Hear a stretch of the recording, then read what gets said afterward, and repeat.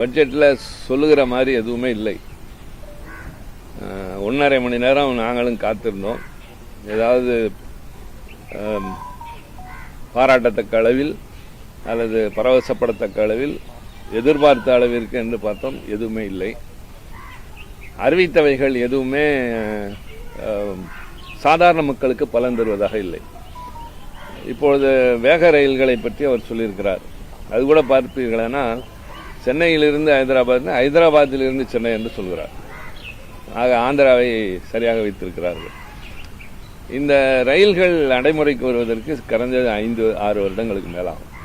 காரணம், அதற்கு மோர் lines we need.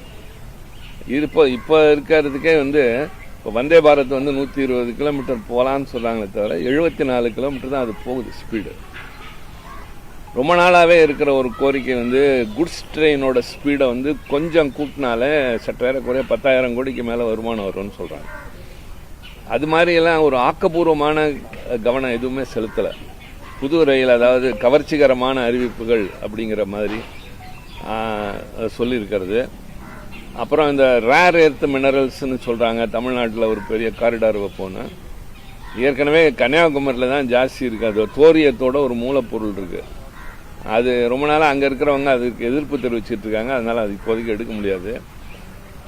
சேலத்தில் மேக்னசைட் ஓர்னு 1500 ஏக்கரில் இருக்கிறத ஒரு ஃபேக்ட்ரி எடுத்துக்கிட்டு இருந்ததை இந்த அரசாங்கம் மூடுவதற்கு முடிவெடுத்த போது என்னுடைய குழு, நான் தலைமை வைக்கிற தொழில்துறை நிலைக்குழு தலையிட்டு அந்த தொழிற்சாலையை காப்பாற்றி அதை செயில் நிறுவனத்திடம் கொடுத்து இப்போது அது லாபத்தில் இயங்கிக் கொண்டிருக்கு.